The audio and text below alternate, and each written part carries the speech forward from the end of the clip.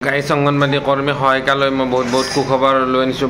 ভিডিঅ'টো অত্যন্ত গুৰুত্বপূৰ্ণ, কিয়নো বিত্তমন্ত্ৰী অজন্তা নেওগ বাইদেৱে অংগনবাদী কৰ্মী সহায়িকাৰ কিবা এটা ডাঙৰ ঘোষণা কৰিছে। আপোনালোকক কি ঘোষণা কৰিছে ভিডিঅ'টো স্কিপ নকৰাকৈ শেষলৈকে চাই থাকিলে আপোনালোকে গোটেইখিনি কথা গম পাব। গতিকে ভাল খবৰটো আহি গ'ল। মই কৈছিলোঁ নে আপোনালোকক যে ভাল খবৰ আহিব অতি শীঘ্ৰে। মই এটা খবৰ এটা পাইছিলোঁ, এই ভাল খবৰটো কি ভাল খবৰ আপোনালোকে ভিডিঅ'টো স্কিপ নকৰাকৈ চাওক।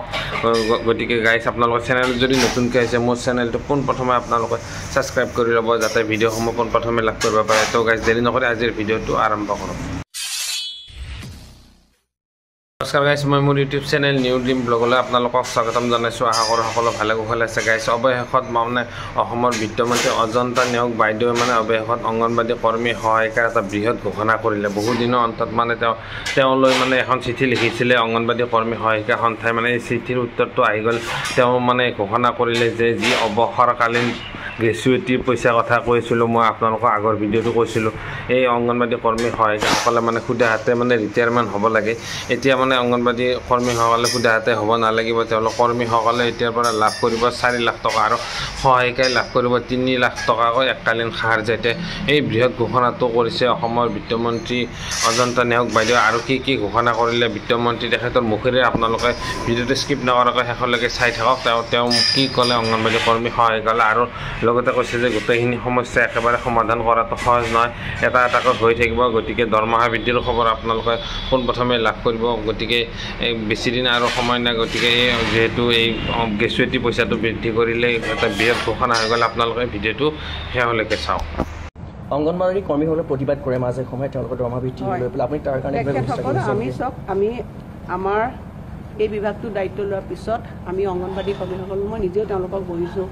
আজি আপোনালোকে চাওক যে শুনি ভাল পাব, প্ৰথম স্বাধীনতা 75 বছৰৰ পিছত মডেল অংগনবাদী কেন্দ্ৰ আমি 10,000 বনাবলৈ চেষ্টা কৰিছোঁ, 10,000। আৰু আমাৰ যিটো সুন্দৰভাৱে এই ঘৰবিলাক নিৰ্মাণ চলি আছে, আপোনালোকে নিজেও চাব পাৰে, ভাল পাম চালে। আৰু গোটেই দেশতে চৰ্চা হৈছে যে অসমে যি মডেল অংগনবাদী কেন্দ্ৰ বনাইছে অন্য ৰাজ্যও ল'ব লাগে। মই কৰ্মীসকলক মাতি আনি কৈছোঁ যে ইমান দিন সৰু ভগা ঘৰত আছিলে, ইমান সুন্দৰ ঘৰ বনাইছোঁ, আমাক চৰকাৰৰ কাম কৰিবলৈ কিছু সময় লাগিব। তেওঁলোকৰ এটা দীৰ্ঘদিনীয়া সমস্যা আছিল যে তেওঁলোকে ৰিটায়াৰমেণ্ট হোৱাৰ পিছত কোনো ধৰণৰ এপইচাও তেওঁলোকে নাপায়, সুদা হাতে ঘৰলৈ যাব লাগে।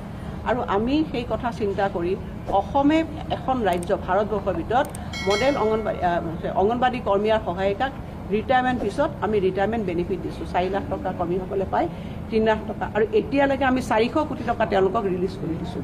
অংগনবাদী কেন্দ্ৰৰ যিটো কৰ্মীসকলৰ প্ৰমোশ্যন 25% আমি দিবৰ কাৰণে সিদ্ধান্ত গ্ৰহণ কৰিছোঁ। তাৰ কাৰণে যি পৰীক্ষা হয় তাৰো ব্যৱস্থা কৰিছোঁ। আৰু কৰ্মীসকলক কৈছোঁ আপোনালোকে কিছুদিন আমাক সময় দিয়ক, আপোনালোক নিশ্চিতভাৱে তেখেতসকলে নহয়, আশা কৰ্মীবিলাকো আছে বিভিন্ন ধৰণৰ তেনেকুৱা চিমিলাৰলি যি চিটুৱেশ্যন আমাৰ মহিলাসকল বিভিন্ন ধৰণৰ এনেকুৱা ধৰণৰ ভলুণ্টাৰী ছাৰ্ভিচ দি আছে। মুখ্যমন্ত্ৰী ডাঙৰ ডেফিনেটলি তেওঁলোকক চাব।